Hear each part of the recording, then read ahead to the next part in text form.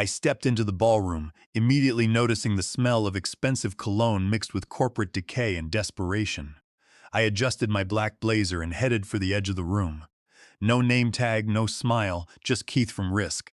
That is what they called me, if they bothered to call me anything. I was a footnote in an annual report, not the reason we saved the fourth quarter. Across the floor, Chloe Vance, the CEO's daughter and newly appointed events head, glided around. She wore a sequin dress and a smirk like she was playing the queen bee. I did not need a spotlight. I just needed a drink. At the bar, the bartender served the junior analyst behind me first. The kid had been here 8 months. I had been here 10 years, writing reports that saved our skin during the New Jersey data breach and flagging shady wire transfers no one wanted to discuss. Yet, when the team slideshow started, my name was not there. Everyone else, even Gavin, who once used Comic Sans on a quarterly report, had a slide. I stood with my glass of lukewarm wine, pretending not to notice my own erasure. People clapped as Chloe joked about working hard. I sipped my drink, smiling. We learned to disappear without vanishing, keeping the company running while others take credit. Chloe breezed past me, drink in hand. "I did not see you in the slideshow, Keith," she chirped, sympathy oozing from her pores. "It must have been an oversight." She clinked her glass with mine before drifting away. I stood frozen, feeling the final click of a switch. Being invisible makes you a very good observer. I had seen every audit Chloe's friends brushed off, and every discrepancy in her father's quarterly bonuses. I was not just Keith from Risk anymore. I was the one person who knew how to dismantle it from the inside, and someone very powerful was waiting for my signal. During the charity auction, Chloe tottered back up to the stage, glass in hand and microphone in the other. Snatched the microphone, she slurred. "Okay, listen up. That was boring. We need something fun. How about we auction off my dad's most boring house analyst?" Some laughed as she turned her spotlight eyes toward me. "Come on, Keith. Let's put some life in this room." The spotlight moved, landing a blinding, white-hot beam directly on me. I froze, my body trying to flee before my mind gave permission. I heard whispers. "Is she serious?" "That is Keith from Risk." Chloe doubled down, laughing. "Don't all raise your paddles at once. We are talking about the man who once flagged a decimal point error like it was national security. He makes spreadsheets cry, more nervous laughter than silence." I stood in that light like it was boiling my skin off. I had walked through firewalls, survived layoffs, and saved this company from a public relations nightmare when their algorithm accidentally flagged widows as credit risks. And this was how they wanted to thank me. No one actually bid. They did not bid because no one wanted to be the first to turn her joke into reality, so instead they let the moment hang. Chloe made a mock pout. "Wow, tough crowd. No takers, not even for charity." I wanted to disappear. Then I saw him back by the catering tables, a man in a charcoal suit standing very still. He was not laughing, he was not whispering, he was not blinking either, just watching. His face was unreadable, sharp eyes, a slight tilt of the head. He looked perfectly calm, like he had been waiting for the fallout. The spotlight finally shut off. I could breathe again. Chloe stumbled off stage to refill her glass. I smiled, nodded, and acted like it was all fine. But something had shifted.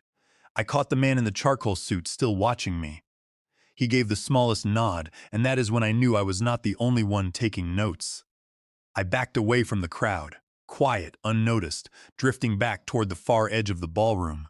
I found a high-top table no one wanted. My drink was still there, the condensation making a perfect ring on the white linen. And then human resources arrived. Nolan and Becca, you know the type. Moral support smiles, voice pitched soft. "Hey, Keith," Nolan said, "do you have a minute?" I nodded. They pulled me aside just past the curtain that separated the ballroom from the coat check. Becca folded her arms. "We just wanted to check in about what happened earlier with Chloe."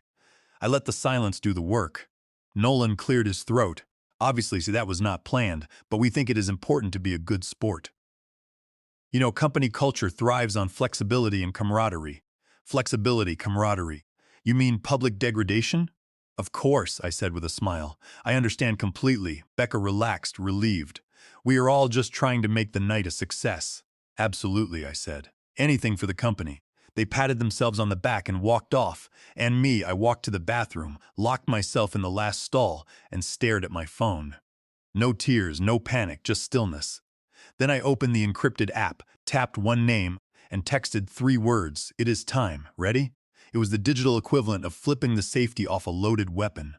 3 dots appeared, typing. Then 1 word came back. "Always." I stared at the reply for a full minute, then slid my phone into my pocket and walked out of that bathroom like a man reborn. No more disappearing, no more swallowing pride. The next time they looked at me, I would not be Keith from Risk. I would be the storm they had never forecasted. It started with a typo.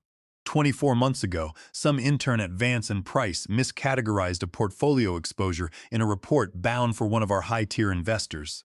A single misplaced decimal point turned a low-risk municipal bond pool into what looked like a ticking debt grenade. Everyone in the chain missed it. Everyone except me. I caught it on a Sunday night long after everyone had logged off. I was not even supposed to be looking at that report. I just had a feeling that particular account had always been too quiet. Quiet in the way a locked basement door in a horror movie is quiet. I flagged it, reran the numbers, confirmed the error, and forwarded my corrected version directly to the investor's office. It was a risky move. I could have gotten my hands slapped, but I did not. Instead, I got a one-line email from someone I had never spoken to before. "Julian Pierce appreciates your discretion. He would like to speak." We did not talk much, not at first. No phone calls, just the occasional encrypted message. He did not care for company newsletters or analyst reports. He liked raw data, patterns, signals that told a bigger story. I fed him what I could when I could, wrapped in enough legalese to keep me off human resources radar. And slowly, quietly, a strange sort of rapport built between us. I learned that Julian ran a firm so private even other private equity firms speculated about it. He was the kind of man who did not bother to get even. He got everything. I never asked what he wanted from Vance and Price. I just gave him the bones to pick clean. And when the time came, when Chloe turned my dignity into confetti under a chandelier, he did not need convincing. He was already circling. Present day, 2 days after the gala, Julian picked the location. The Conrad, just 2 blocks from headquarters. The kind of hotel where the espresso costs $15 and the lobby smells like subtle power. We met in the lounge. No entourage, no suit armor. He wore a crisp navy shirt with the sleeves rolled once, arms inked in faded symbols I did not recognize. His watch cost more than my salary, but he sipped his coffee like a man with all the time in the world. I sat down across from him, trying not to look like someone who had spent the last 15 hours replaying her own public auction on a loop. "You look well," he said, voice calm and neutral. "I have been better," I replied. He nodded once, then slid his phone across the table. On the screen was a chart, shares, voting rights, financial levers I knew like the back of my hand. Julian had already secured several of our minority stakeholders. Quietly, surgically, I blinked. "You have been busy." He did not smile, just watched me.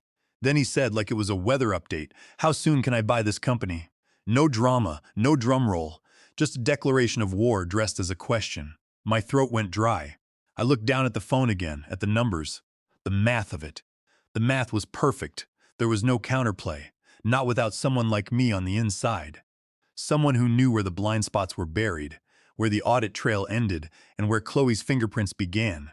"Depends," I said. "Careful. Are you trying to own it or fix it?" He tilted his head, eyes sharp. "I do not buy broken things," he said. "I buy leverage." I stared at him a second longer, then nodded. "You will have it." We discussed the legal framework that would anchor our strategy. Under the Delaware General Corporation Law, specifically Section 144, the directors and officers of a corporation owe a strict duty of loyalty to their stakeholders. When a corporate officer like Chloe Vance uses company assets for personal gain, she engages in self-dealing and waste of corporate assets. If these transactions are not approved by an independent board or a majority of disinterested shareholders, they constitute a clear breach of fiduciary duty. This makes the officers personally liable to the corporation for the wasted amounts and can be grounds for immediate removal. I told Julian I had documented several instances of Chloe routing personal expenses through company vendor contracts, specifically event planning services that were never performed. That was the legal weapon. We would not need to hack systems or do anything illegal. We would simply present the board with evidence of a breach of fiduciary duty, giving them no choice but to capitulate or face personal liability. For the first time in months, I felt something melt beneath my ribs. A long-held pressure loosening its grip because I was not alone anymore. I had been invisible long enough. It was time for them to see exactly what I had been building in the dark. The first sign that the corporate tide was shifting came in the form of an email. Chloe copied me on it at 6:45 in the morning, an hour she normally reserved for sleeping off wine or booking overpriced classes. I sat at my desk watching the rain run down the glass, sipping a cup of cheap office coffee that tasted like burnt plastic when the notification popped up. The subject line was urgent. Can you loop in on these investor questions? The body of the message was chaos wrapped in passive aggression. 3 paragraphs of vague panic and 1 spreadsheet with all the formatting of a ransom note. Apparently, 2 separate institutional investors, both with sizable positions, had started asking very pointed questions. Questions Chloe could not answer, not with her charm or her usual public relations glitter.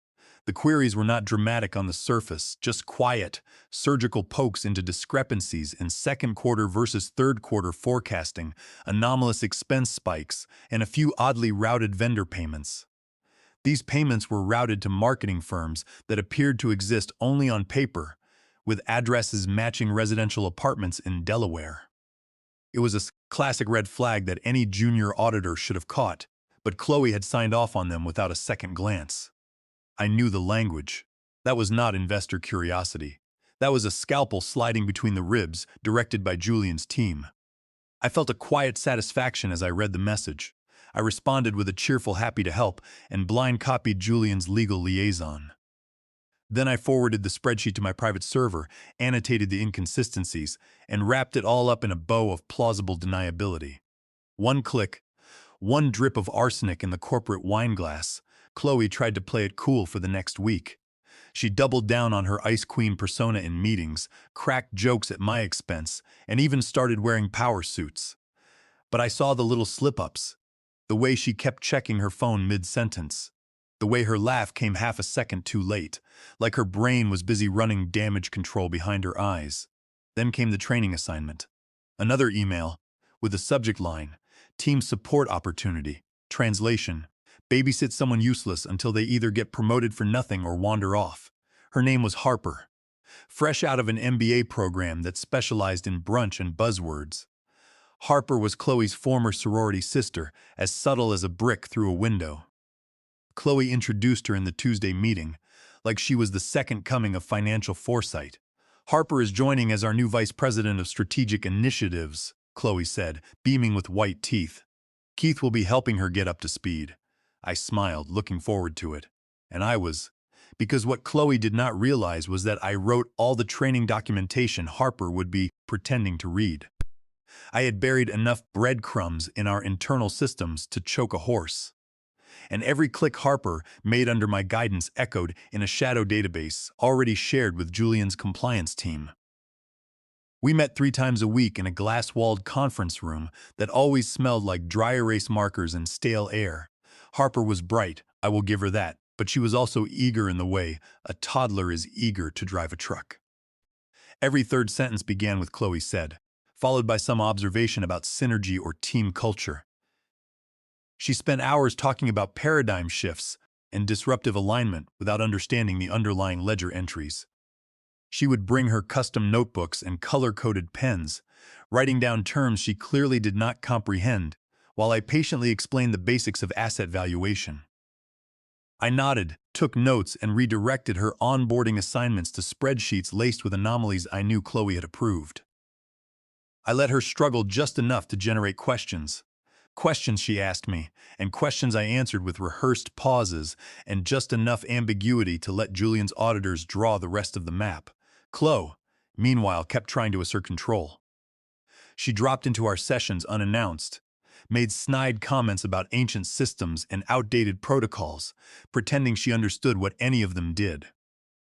I played dumb, smiled through every insult, and even complimented her lipstick one day just to watch her squint, wondering if I was mocking her style.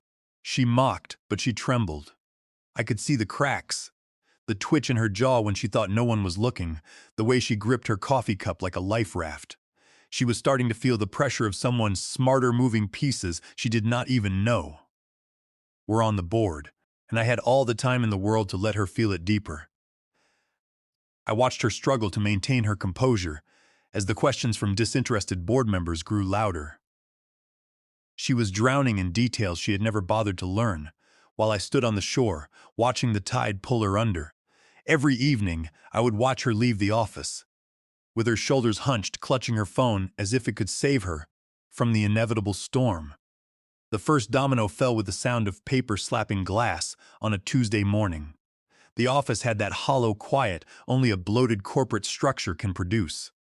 Too many people doing too little, pretending to do too much. I was sipping coffee from my chipped risk department mug, scrolling through an asset rebalancing spreadsheet, when Chloe stormed into the executive office with her heels clicking like a warning siren. 5 minutes later, the whisper started. "Did you hear? She is getting audited." Julian's team flagged her travel expenses, some luxury trip. By noon, the news was everywhere, passed like contraband between departments. Chloe's expense reports had been red flagged during a routine audit, but not by us. It was external, specifically Julian's forensic finance team. They had quietly requested itemized breakdowns of her reimbursements for the past 3 years. First-class flights for client meetings that coincided with luxury spa stays, and vendor dinners at Michelin-starred restaurants. It was surgical, clean, and lethal. The best part was that it did not come from me directly. I had merely left doors unlocked and paper trails lit well enough for someone competent to find. By Wednesday, the CEO, Oliver Vance himself, was pacing in and out of Chloe's office, his voice rising and falling in muffled bursts. Through the double-pane glass of the executive suite, I could see his face turning a deep shade of crimson as he gestured wildly with a rolled-up report. "Why is Julian Pierce digging into our executive team? How long have they had this access? Who authorized this?" Chloe was huddled behind her massive desk, looking smaller than I had ever seen her, her usual arrogance replaced by a look of sheer panic as her father slammed his fist onto the mahogany surface, demanding answers she did not have. I stayed in my cubicle, quiet and invisible, until human resources came knocking. Nolan and Becca, this time in formal suits. "Keith," Nolan said, his voice tight. "Can we talk in conference room B?" Conference room B was human resources code, for we are documenting this. The walls were lined with fake ferns and motivational posters that had not been changed since 2012. I walked in calmly, placed my coffee on the table, and waited. Becca cleared her throat. "This is just a check-in, a feedback session. Your recent interactions with senior leadership have raised some concerns." I tilted my head. "Like what?" "There has been a tone," Nolan offered. "A perceived unwillingness to collaborate. Can you give me an example?" I asked. He blinked, unprepared. Becca shuffled her papers. "This is not disciplinary," she said quickly. "Just proactive conflict mediation." They slid a form across the table. "Human resources speak for shut up and sign or we escalate." They wanted me to sign a non-disclosure agreement regarding internal audit investigations, claiming it was standard policy. I knew it was an attempt to silence me, a classic intimidation tactic designed to protect the executive team from exposure. Under the Delaware General Corporation law and federal statutes, trying to force an employee to sign away their right to cooperate with an active audit is highly illegal. I looked Becca dead in the eye, noting the nervous twitch in her hand, and then looked at Nolan, who was trying to project authority but could not stop blinking.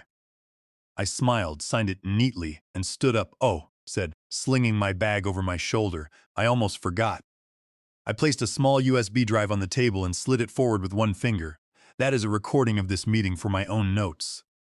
Under corporate whistleblower guidelines, any attempt to discipline or intimidate an employee for cooperating with an audit constitutes unlawful retaliation. You understand, of course." Becca went pale, and Nolan's mouth opened and shut like a fish. "Have a good rest of your week," I added, and walked out before they could find the words to stop me. 15 minutes later, that audio file was in Julian's inbox along with a tidy little package labeled intimidation evidence. That night, I did not go home. I went to a tiny cocktail bar 2 blocks from the office, sat alone, and drank something aged in a barrel older than Chloe's career. I stared at my phone as the sky outside turned orange. I knew it was not over yet, because people like Chloe always make one last mistake, one final spectacular insult. They cannot help themselves. They think if they scream loud enough, the glass will stop cracking. But by now, the cracks were spiderwebbed across everything she touched. And I was done holding the glue. I watched the notifications blink on my screen as Julian's lawyers compiled the retaliation evidence, turning the HR intimidation meeting into the final nail in their legal coffin. Every message from Julian's team confirmed that the documentation was flawless, ready to be presented to the board of directors as irrefutable proof of a toxic corporate culture and a systemic breach of fiduciary duties. The second time she did it, I did not flinch. The gala was louder this time, a massive black tie event in the grand ballroom. Chandeliers dripped crystals and champagne poured endlessly. The air was thick with the scent of expensive perfume and the low murmur of tense conversations, as everyone in the company knew that a hostile takeover was looming, even if they did not know the details. Chloe Vance was right where she always wanted to be, center stage, drunk on her own relevance. She was wearing a silver floor-length gown and a smirk like she owned the world, desperately trying to project an image of absolute control. The charity auction was already a mess. Someone had just bid $25,000 for a sunset golf trip with our chief financial officer when Chloe snatched the microphone. Okay, she said, slurring slightly. Let's spice this up. She spun slowly, eyes scanning the room, then locked onto me. Where is my favorite buzzkill? She purred. Ah, there he is, Keith from Risk. Our own spreadsheet wizard. Let's have some real fun. Who wants to bid on Keith this time? Come on. We all know he is single and probably has a filing system for his dating life. Some people laughed awkwardly. I did not move, but I looked down, knowing what was coming. Chloe twirled the microphone, going once, going twice. No one wants a high-functioning analyst with a pension plan? More laughter. Then a voice cut through the noise like a scalpel. $1,500,000. The room went dead. The DJ lowered his music. Chloe blinked, confused. What? She whispered. Then the voice again from the back, repeating, $1,500,000. The crowd parted, and there he was. Julian Pierce in a charcoal suit, calm as a midnight ocean. He walked slowly toward the stage. Every head turned to follow him. Chloe was frozen behind the microphone stand. I am sorry, sir, the auctioneer stammered. We have already moved on from that item. Julian raised one hand. I am not here to bid on an employee. He reached into his jacket, pulled out a leather folio, and held up a document. I am Julian Pierce, principal investor of Pierce Strategic Holdings. As of tonight, we have secured the voting proxies of the minority shareholders and completed our acquisition. I am the new majority stakeholder of Vance and Price. Under the terms of our corporate charter and Delaware law, I have called an emergency board meeting to address immediate governance changes. Dead silence. And I would like you all to know something. Julian continued, turning to address the crowd. I did not invest because of the executive leadership or the branding. He turned to face me. Keith is the only reason I bought in. Chloe dropped the microphone. It clanged once on the marble floor, the sound ricocheting through the silence like a gunshot. Julian looked at me and gave a subtle nod. The message had detonated. The man mocked, on this very stage, was now publicly named the reason for the firm's largest equity acquisition in history. Board members and executives immediately shifted, realizing they were no longer aligned with the daughter of the CEO. They were aligned with me, and Chloe stood there in a puddle of her own glittering silence, realizing she had just auctioned away her own empire. The next morning, the board meeting began with silence. I walked in and sat at the table next to Julian. Chloe arrived late, her eyes wild, searching for allies in a room full of expired loyalties. Her father, the CEO, sat with his head down. Julian's team presented the audit findings. Personal expenditures misrepresented as client engagements, including a retreat in Santorini and a receipt for a $4,000 bottle of wine. Julian turned to the board. Under the Delaware General Corporation Law, specifically Section 144, these transactions constitute self-dealing and a breach of the duty of loyalty, representing a waste of corporate assets. Because these expenses were never disclosed to or approved by disinterested directors, they are voidable, and the officers face personal liability to restore these funds to the corporation. The board must act to protect the corporation from personal liability. The board chair stood up, his voice trembling slightly as he looked at Oliver and Chloe. In light of these findings, we recommend Chloe Vance be placed on immediate administrative leave pending a compliance review. The vote passed in under a minute. Chloe did not scream. She just sat there as the power drained from her body. Julian leaned forward. Effective immediately, Keith will serve as special advisor to the board, reporting directly to me. After the meeting, I gathered my notes. As I walked out, I passed Nolan and Becca. Becca froze, her face pale. I stopped, met her eyes, and gave her a polite smile before stepping into the elevator. My phone buzzed with a message from Julian. "They will never underestimate you again." I stared out at the skyline and texted back. "Next time someone calls me boring, tell them it costs at least $1,500,000.